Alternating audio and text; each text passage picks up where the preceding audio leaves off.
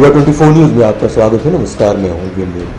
शुरुआत करते हैं आज की हेडलाइंस के साथ। बाल संप्रेक्षण गृह से 5 बाल अपचारी भाग निकले, पुलिस द्वारा की जा रही तलाश। विंध्य के तबला सम्राट का दुखद निधन, रीवा 24 चैनल विधायक गुट समेत रीवा गोल्ड पैलेस ने व्यक्त किया गहरा शोक। निजी घर की छत पर टावर लगाने के चलते मोहल्ले वासियों ने किया विरोध और जिला अस्पताल से 10 कोरोना मरीजों को स्वस्थ होने के बाद भेजा गया घर। प्रशासनिक अधिकारियों ने पुष्प वर्षा व ताली बजाकर किया स्वागत। इन खबरों को हमारे विस्तार में देखेंगे। निजी घर की छत पर टावर लगाने का विरोध करते हुए मोहल्ले वासियों ने कलेक्टर रीवा को ज्ञापन सौंपा। रीवा शहर के वार्ड क्रमांक 6 बांसघाट निवासी निर्मला मिश्रा द्वारा अपने घर की तीसरी मंजिल में टावर कंपनी से अनुबंध कर टावर लगवाने का कार्य किया जा रहा है। इसका विरोध करते हुए मोहल्ले वासियों ने कलेक्टर रीवा को ज्ञापन सौंपा है। स्थानीय रहवासियों समेत तहसीलदार व कांग्रेस नेता से रीवा 24 न्यूज ने बात की। ये नगर निगम के पार्षद श्री विनोद शर्मा जी के द्वारा यहाँ पर आज ज्ञापन दिया गया है। उनके द्वारा बताया गया है कि ये बांसघाट में एक बिल्डिंग में बन रही है जो कि 4 मंजिला है और इस 4 मंजिला बिल्डिंग में टावर भी लगाया जा रहा है। उसी के संबंध में दिया है उन्होंने। उनका कहना है कि ये अवैध है और साथ में किसी भी दुर्घटना होने की भविष्य में दुर्घटना होने की आशंका है। उसी के संबंध में ज्ञापन दिया गया है। इसके साथ संबंध अभी जाँच करवा के जैसा भी उचित कार्यवाही होगी वो की जाएगी। समस्या भैया ये निर्मला मिश्रा द्वारा अवैध टावर का निर्माण किया जा रहा है। जैसा कि आप लोग को पता है 2-4 दिन पहले यहाँ पे सिटी प्लाजा में मौत भी हो गई थी टावर से। तो नगर निगम में हमने ज्ञापन भी दे के रखा है, भाई इसमें कोई कार्रवाई नहीं हुई है। यह अवैध टावर लग रहा है, 50 फीट ऊपर है घर में, कभी भी किसी भी समय आंधी तूफान में गिर सकता है।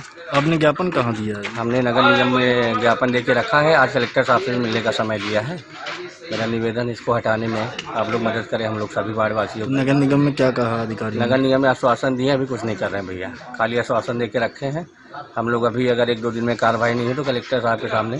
तो सर आज मोहल्ले में आप लोग टावर का विरोध कर रहे हैं, क्या समस्या है क्या? देखिए, ऐसा है कि अभी 2-3 दिन पहले आपने देखा ही, पूरा रीवा देखा कि तूफान आया और तूफान से जो अवैध होल्डिंग रीवा में जगह जगह पे हैं, उसी एक अवैध होल्डिंग के कारण एक अपने यहाँ के ही अपने रीवा के रहवासी हमारे बैंक मैनेजर देवेंद्र सिंह परिहार के अकस्मात वो अवैध टावर के गिर जाने से मौत हो गई। इसके बाद भी शासन प्रशासन की आंखें नहीं खुल रही, पता नहीं कहाँ।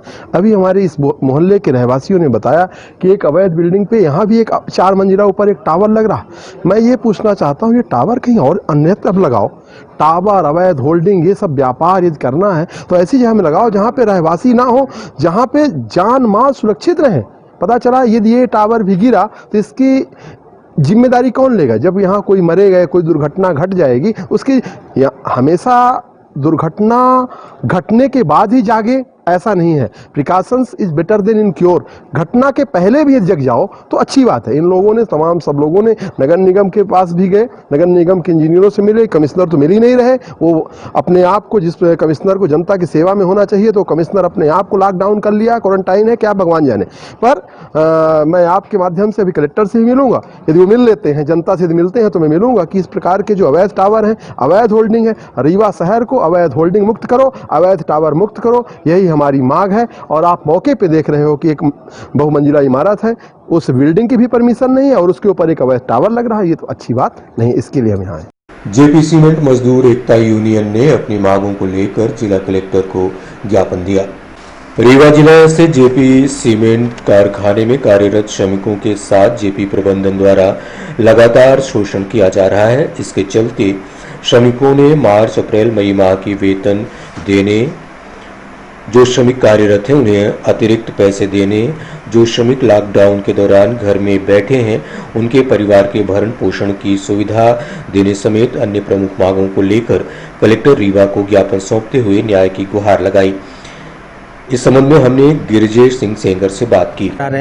जब से लॉकडाउन की समस्या पैदा हुई है तो जेपी सीमेंट फैक्ट्री के अंदर जो जेपी सीमेंट का कारखाना है, उस जेपी सीमेंट के कारखाने में 2500 लगभग मजदूर काम करता है और उनका जो है HEW हाईटेक का जो कारखाना है उसमें 350 लोग काम करते हैं और अभी तक जो है उनको पिछले 3 महीने से इन 70 दिनों का तनख्वाह जो है उन मज़दूरों को नहीं मिल पा रहा है। वहाँ पर भुखमरी के शिकार हो रहे हैं मज़दूर। हम कलेक्टर साहब से इस बात का अनुरोध कर रहे हैं कि सरकार की ओर से ये निर्देश है कि लॉकडाउन की सैलरी सारे वर्कर्स को दी जाए, पर जेपी सीमेंट फैक्ट्री के प्रबंधन द्वारा जो है इन वर्करों को आज तक कोई सैलरी नहीं दी जा रही है। खास करके जो ठेका वर्कर्स है, उन ठेका वर्कर्स को एक को भी सैलरी नहीं दी जा रही है। बाहर के वर्करों को लाकर जो सरकार ने ये निर्देश जारी किया कि 30% और 40% में इंडस्ट्री चला सकते हैं, तो 40% में वर्करों से इंडस्ट्री चलाने के लिए वो बाहर से वर्कर ला रहे हैं। जो उनके स्थायी वर्कर्स हैं, जो पिछले 30 सालों से काम कर रहे हैं, उनको काम पर नहीं लाया जा रहा है। अभी कल सरकार की ओर से निर्देश जारी हो गया है कि 100% लॉकडाउन ख़त्म हो गया है और इंडस्ट्री जो है 100% अपनी 100% क्षमता के आधार पर अपने कारखाने पे उत्पादन का काम शुरू करें। सारे वर्करों को वो अपने काम पर वापस बुलाएं। आज भी गेट पर बड़े पैमाने पर वहाँ पर मजदूर बैठा हुआ था और इंडस्ट्री जानबूझकर उन वर्करों को वहाँ पर नहीं ला रही है और इंडस्ट्री के और ख़ास करके प्रबंधन की ये साजिश है कि इस लॉकडाउन का बहाना लेकर मजदूरों की छटनी की जाए। उसी संबंध में जो है हम कलेक्टर महोदय को इससे आश्वस्त कराने आए हैं कि हमारी ये जो समस्याएं हैं, सैलरी की समस्या है कि जो 3 महीने से सैलरी नहीं मिली वो वर्कर्स को दिलाई जाए, जो वहाँ पर छटनी की जा रही, जो स्थानांतरण किया जाए उसको रोका जाए और वर्करों को काम पर बुलाया जाए। और ये नहीं होता है तो आने वाले समय में हम लोग अब जो है बड़े आंदोलन के लिए बात करें। आंधी तूफान आने के बाद कई खंभे और बिजली के तार टूट गए थे, लेकिन 72 घंटे पूरे होने के बाद भी बिजली व्यवस्था दुरुस्त नहीं की गई, जिसके चलते उनमें फंसकर पशुओं की मौत हो रही है। विद्युत विभाग की लापरवाही से कोई बड़ी दुर्घटना हो सकती है। 72 घंटे पहले आंधी तूफान से बिजली विभाग को काफी नुकसान हुआ था। बहुत से खंभे और बिजली के तार टूटकर गिर गए थे। इनको सुधार पाने में विभाग अभी तक असमर्थ है, जिसके कारण पशुओं की मौत की खबर आए दिन सामने आ रही है। ऐसा ही एक मामला जेपी मोड़ चाणक्यपुरी का सामने आया है, जहां एक बैल की पोल में फंसने से मौत हो गई। स्थानीय लोगों द्वारा बिजली विभाग समेत अन्य संबंधित विभागों को कई बार सूचना दी गई, लेकिन मौके पर न तो कोई बैल को उठाने आया और न ही पोल व विद्युत तार को सुधारने। अब देखना यह है कि बैल की मौत के बाद सुधार कार्य किया जाएगा या जनहानि का इंतजार करेगा विभाग। इस संबंध में हमने स्थानीय रहवासियों से भी बात की। आपने सूचना दी? बिल्कुल सूचना दी।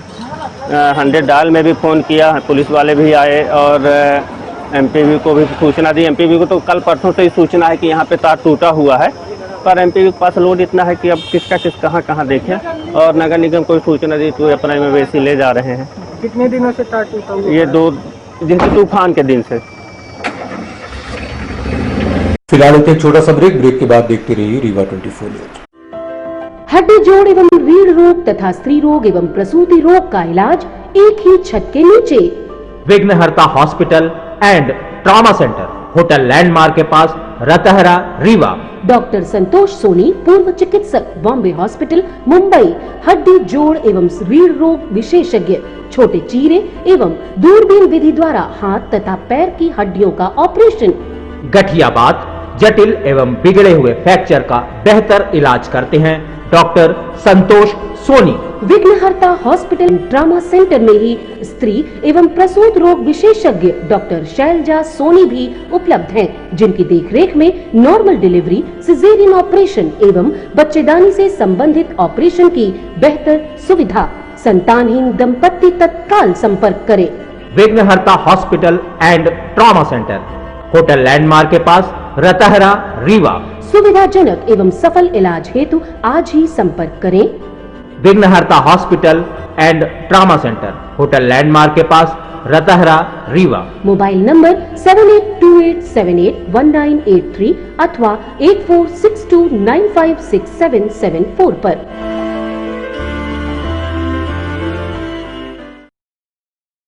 निजी बस संचालकों द्वारा प्रदेश स्तरीय बस ओनर्स एसोसिएशन के आह्वान पर प्रमुख मांगों को लेकर रीवा बस संचालकों द्वारा कलेक्टर रीवा को ज्ञापन दिया गया।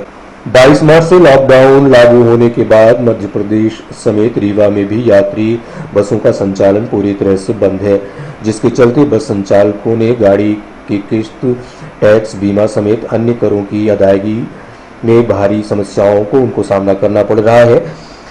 बस ओनर्स एसोसिएशन जिला इकाई ने रीवा कलेक्टर को ज्ञापन सौंपते हुए बसों के पुनः संचालन प्रारंभ किए जाने की मांग की है। यदि संचालन संभव न हो तो परिवहन विभाग द्वारा विभिन्न प्रकार के लिए जाने वाले करों पर राहत प्रदान की जाए। एसोसिएशन के पदाधिकारी से हमने इस संबंध में चर्चा है कि जो बसें 22 मार्च से लॉकडाउन बंद रही हैं उसका टैक्स न लिया जाए, और आगे भी जब तक गाड़ियाँ नहीं चलती हैं उसका टैक्स लेना भी नहीं चाहिए, क्योंकि वो गाड़ी चली नहीं तो टैक्स कहाँ से। प्लस इंश्योरेंस का हमारा जितने पीरियड बसें नहीं चली उसका भी हमको कंपनसेट किया जाए, उतना पीरियड हमारा बढ़ाया जाए। और आगे भी 3-4 माह तक ट्रैफिक नहीं निकलेगी, वो भी एक हमारी दिक्कत है, उसका भी टैक्स न लिया जाए।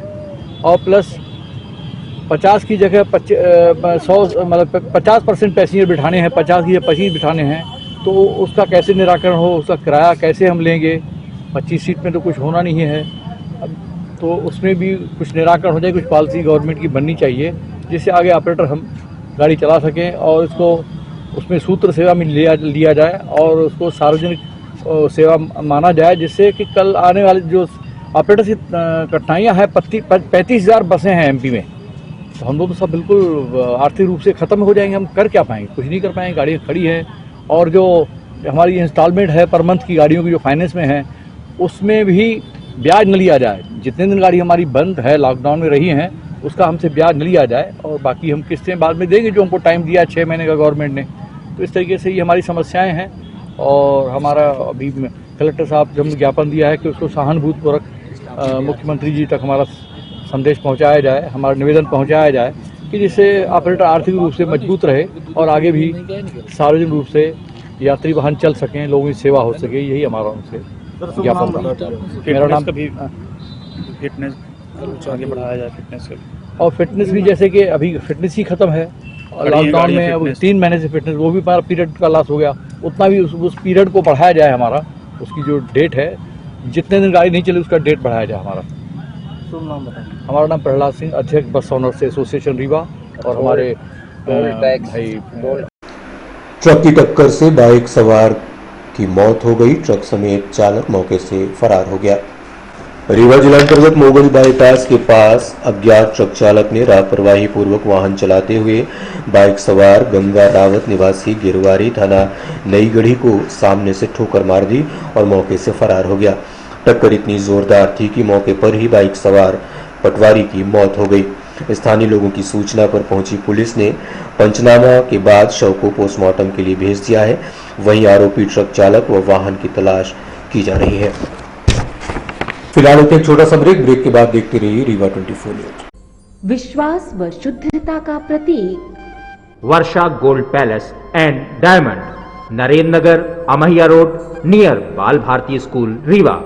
हॉलमार्क ज्वेलरी, जड़ाऊ ज्वेलरी, फैंसी ज्वेलरी के निर्माता एवं विक्रेता, IGI सर्टिफाइड डायमंड ज्वेलरी सिर्फ Varsha gold palace and diamond में उपलब्ध। सभी राशियों के रत्न एवं उपरत्न उपलब्ध। Varsha gold palace and diamond, जहां उपलब्ध हैं लक्ष्मी गणेश की चांदी की मूर्तियां, चांदी के आकर्षक बर्तन। विश्वास का रिश्ता निभाते हैं Varsha gold palace and diamond. तो आज ही पधारें। Varsha gold palace and diamond, Narendra Nagar, Amahiya road, near Bal Bharati school, Rewa. Phone number 07662255174। Mobile number 9926471985।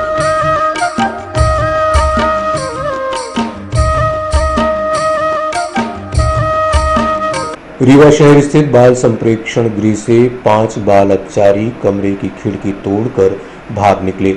Police द्वारा भागे गए बाल आरोपियों की तलाश की जा रही है। शहर में स्थित बाल संप्रेक्षण गृह से बीती शाम 5 की संख्या में बाल अपचारी खिड़की तोड़कर भाग निकले। सभी भागने वाले बाल आरोपियों पर हत्या का प्रयास समेत चोरी आदि के आरोप हैं। इसमें बाल संप्रेक्षण गृह के अधीक्षक की लापरवाही भी उजागर होती है। इसके पूर्व भी बाल संप्रेक्षण गृह से कई बार विधि विरुद्ध किशोर भागने में सफल हो चुके हैं। इस संबंध में रीवा 24 न्यूज ने सीएसपी शिवेंद्र सिंह से बात की। 31 मई को दोपहर में लगभग 4 और 4:30 बजे के बीच बाल संप्रेक्षण गृह रीवा से 5 विवादित किशोर जो अंडर ट्रायल थे तो भाग जाने में सफल हुए हैं। ऐसा बताया जाता है कि जिस हॉल में उनको रखा गया था उस हॉल के रोशनदान को खोलकर किसी आदमी की सहायता से उसको खोल करके उससे वो भाग जाने की जानकारी हुई। सर इसके पहले भी कई बार ऐसी घटना हो चुकी है सर। हाँ, इसके पहले भी एक बार ऐसी घटना हुई थी, हमारी जानकारी नहीं है और मैं समझता हूँ कि इसमें कहीं न कहीं किसी कर्मचारी की लापरवाही है और संबंधित विभाग के लोग निश्चित रूप से इसमें आवश्यक कार्रवाई करेंगे। उनके खिलाफ क्या कार्रवाई करेंगे सर जो दोषी पाए जाते हैं? देखिए, जो विधि विवादित किशोर होते हैं उनके खिलाफ कोई FIR दर्ज नहीं होती है, लेकिन अगर वो इस तरह सुरक्षा से निकल भागते हैं तो उनको गिरफ्तार करने की शक्ति पुलिस को होती है। हम लोग कोशिश में लगे हुए हैं। शहरवासियों को कोरोना संक्रमण से सुरक्षित रखने व मास्क सैनिटाइजर का उपयोग करने के लिए बाध्य रखने की अनोखी पहल की गई है। लॉकडाउन को अनलॉक चरण में बदलते हुए शासन के निर्देशानुसार काफी राहत दी गई है, जिसका पालन करने के लिए जिला प्रशासन ने भी व्यापारियों समेत शहरवासियों को छूट दी। इस छूट से शहर में भीड़भाड़ का माहौल निर्मित होगा, जिससे संक्रमण फैलने का खतरा बढ़ सकता है। इसको ध्यान में रखते हुए जिला प्रशासन और पुलिस प्रशासन ने अनोखी पहल की है। इसके चलते मास्क नहीं तो सेवा नहीं लिखे पंपलेट छपवाए गए हैं, जिन्हें थानों के माध्यम से दुकानदारों में बांटकर दुकान में चस्पा किया जाएगा। दुकानदार ग्राहकों को सामान या सेवा तभी देंगे जब वो मास्क पहनकर दुकान या प्रतिष्ठान में जाएंगे, अन्यथा उन्हें सेवा नहीं दी जाएगी। इस संबंध में रीवा के एडिशनल SP से हमने बात की।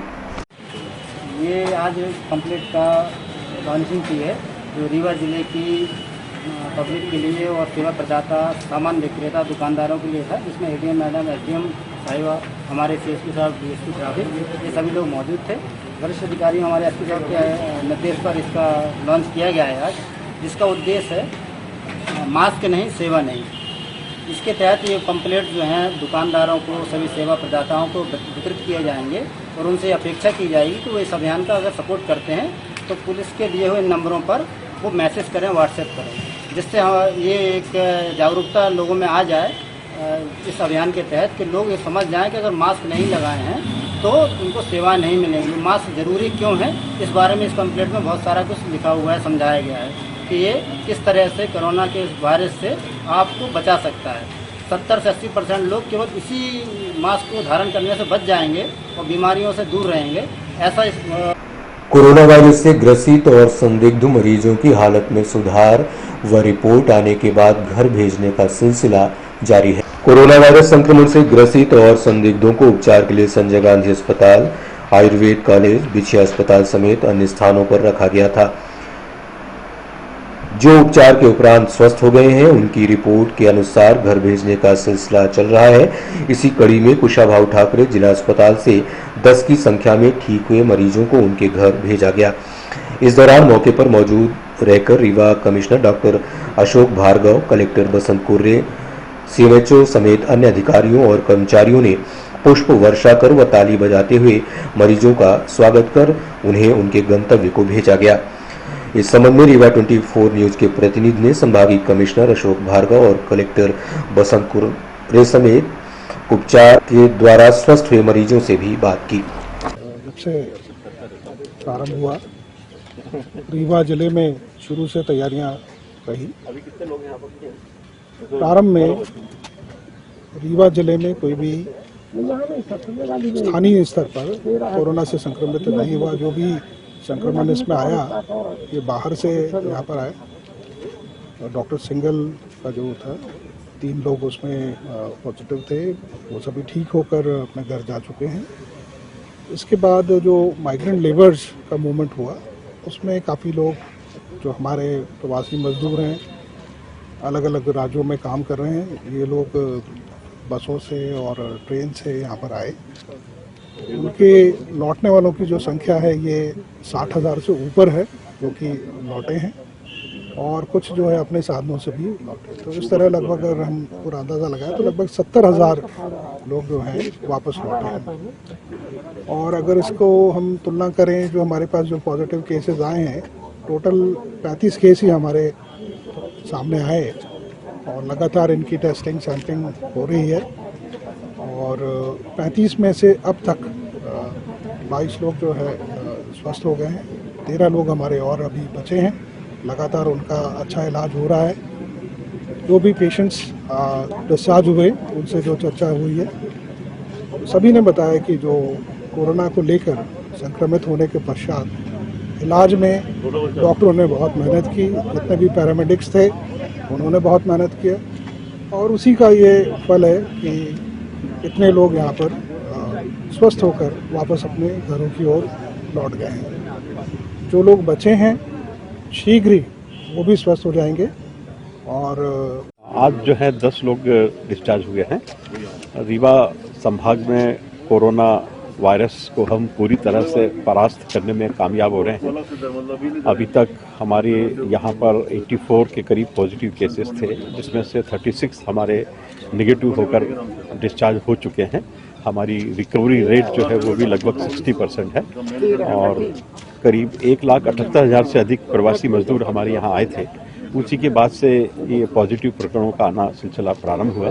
अन्यथा हमारे यहाँ लॉकडाउन 1, 2, 3 में पूरे संभाग में पॉजिटिव केस बिल्कुल नहीं थे, लेकिन ये जो समस्या अभी आई है उसका पूरी मुस्तैदी से हम सामना कर रहे हैं। और निश्चित रूप से हम 6 मई तक ये जो बाकी हमारे पॉजिटिव मरीज हैं उनका भी इलाज जारी है। प्रोटोकॉल के अनुसार उन्हें सभी तरह का हम उपचार उपलब्ध करा रहे हैं। ये भी सब नेगेटिव हो जाएंगे और हम पूरी तरह से इनको अच्छा करके यहाँ से उनके घरों को रवाना करेंगे। अब तक करीब 2,44,000 से अधिक हम मेडिकल परीक्षण करा चुके हैं और 4,000 से अधिक जो है सैंपलिंग भी की जा चुकी है। क्योंकि अब हमारे यहाँ पर कोविड-19 के टेस्ट का जो लेबोरेटरी है वो भी प्रारंभ हो गई है, तो हमारे यहाँ पर ही अब टेस्ट भी हो रहे हैं। तो कुल मिलाकर कोरोना वायरस से लड़ने के लिए हमारी पूरे डॉक्टर्स, हमारे सभी प्रशासनिक अधिकारी, पुलिस अधिकारी और सभी जो नीचे का जो हमारा मैदानी स्तर का अमला है, पूरी मुस्तैदी से इस कोरोना वायरस को परास्त करने के लिए मुस्तैदी से लगा हुआ है। हमारे जो असली कोरोना वॉरियर्स हैं उनका भी हम सम्मान करते हैं। हमारे जो सफाई कामगार हैं उनके प्रति भी हम बहुत हृदय से कृतज्ञता व्यक्त करते हैं। सब लोग विपरीत परिस्थितियों में भी कोरोना वायरस को पूरी तरह से समाप्त करने के लिए पूरी निष्ठा और लगन के साथ काम कर रहे हैं और हमें पूरा भरोसा है, विश्वास है कि हम शीघ्र ही हमारे विंध्य क्षेत्र को कोविड-19 से पूरी तरह से मुक्त करने में कामयाब होंगे। रहने वाले कहाँ के? या कहाँ काम करने गए थे आप? मुंबई। क्या काम करने थे? प्लम्बर का। किस तरीके की वहाँ समस्या आ रही थी, फिर कैसे? बुखार आ रही थी एकदम। रीवा तक कैसे पहुँचे, क्या साधन थे यहाँ? तो एम्बुलेंस लिया घर पर आए थे, एम्बुलेंस गई लेके आई। किस तरीके की समस्या आ रही थी भैया? वो समय कोई होश परान कोई नहीं रहा, इतने तबीयत खराब है। परिवार में और लोग को भी हुआ था आपके? नहीं, कोई छुआ नहीं तो होएगा क्या? यहाँ पे किस तरह की व्यवस्था मिली आपको उपचार के दौरान? वो एम्बुलेंस गांव का आदमी बुलाए थे। नहीं, यहाँ पे अभी आप 14 दिन, कितने दिन को आइसोलेट थे? 14 दिन। हाँ। किस तरह की सुविधा थी यहाँ पे, व्यवस्था क्या क्या? सब ठीक है। खाना वाना सब अच्छा रहा। सब अच्छा। काढ़ा वगैरह भी देते थे? हाँ, सब सही। विंध्य के तबला सम्राट रावेंद्रनाथ पांडे का दुखद निधन हो गया है। उनका अंतिम संस्कार शहडोल में किया गया। विंध्य के तबला सम्राट कहे जाने वाले रावेंद्रनाथ पांडे का दुखद निधन हो गया है। उनका अंतिम संस्कार शहडोल में किया गया। रीवा 24 न्यूज परिवार, विधायक गुड़ नागेंद्र सिंह समेत रेवा गोल्ड पैलेस संचालक राजेश सोनी ने गहरा शोक व्यक्त किया है। रॉयल राजपूत संगठन जिला इकाई रीवा ने एसपी ऑफिस और नगर निगम कार्यालय पहुंचकर ज्ञापन सौंपा। कुछ दिन पहले आए आंधी तूफान से होर्डिंग गिर जाने के चलते बैंक मैनेजर की मौत हो गई थी, जिसमें रॉयल राजपूत संगठन ने कहा कि यह मौत नगर निगम और यूनिक एडवर्टाइजिंग एजेंसी की लापरवाही से हुई है। समय सीमा समाप्त होने के बावजूद उक्त होर्डिंग उस स्थान पर लगी रही। न तो नगर निगम ने होर्डिंग हटवाई और न ही यूनिक एडवर्टाइजिंग एजेंसी ने इसे हटाना उचित समझा। इसके चलते जिला इकाई रीवा राजपूत संगठन ने एजेंसी का लाइसेंस निरस्त करने और मृतक के परिजनों को 1 करोड़ रुपए की सहायता राशि दिलाए जाने की मांग की है। इस संबंध में रीवा 24 न्यूज ने रॉयल राजपूत संगठन के एक पदाधिकारी से जानकारी ली। ये 28 मई को शाम कल जो चक्रवर्ती तूफान आया था, उससे जो होर्डिंग गिरी थी उसमें एपेक्स बैंक के मैनेजर देवेंद्र सिंह जी की मृत्यु हो गई थी। इस संबंध में हम लोगों ने जानकारी इकट्ठा की तो ये पता चला कि ये होर्डिंग जो है तो यूनिक एडवर्टाइजिंग कंपनी की थी।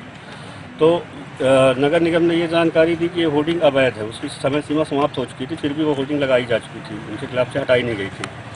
तो हम लोग ये चाह रहे थे कि जब होर्डिंग अवैध है तो एडवर्टाइजिंग कंपनी के मालिक ऊपर FIR दर्ज हो, मुकदमा कायम हो और मृतक परिवार को जो यथाउचित मुआवजा है वो मुआवजा दिलाया जाए। इस संबंध में हम आज नगर निगम को भी आयुक्त को ज्ञापन दिए हैं और यहाँ पुलिस अधीक्षक के पास आए थे ज्ञापन देने। इन्होंने जानकारी दी कि हमने नगर निगम से जानकारी मांगी है, तो अभी पुलिस मुख्यालय को जानकारी नहीं दी गई नगर निगम द्वारा। इन्होंने कहा मैं पुनः लिखित तौर पर उनसे जानकारी ले रहा हूँ और जैसे ही जानकारी उनको मिले। और आखिर में आज की अहम खबर एक बार फिर से। बाल संप्रेक्षण गृह से 5 बाल अपचारी भाग निकले, पुलिस द्वारा की जा रही है तलाश। विंध्य के तबला सम्राट का दुखद निधन, रीवा 24 चैनल विधायक गुड़ समेत रीवा गोल्ड पैलेस ने गहरा शोक व्यक्त किया। निजी घर की छत पर टावर लगाने के चलते मोहल्ले वासियों ने किया विरोध और जिला अस्पताल से 10 कोरोना मरीजों को स्वस्थ होने के बाद भेजा गया घर। प्रशासनिक अधिकारियों ने पुष्प वर्षा व ताली बजाकर किया स्वागत। आज की खबरों में बस इतना ही। नई खबरों के साथ हम फिर आएंगे। इजाजत दीजिए। विमलेंद्र को नमस्कार।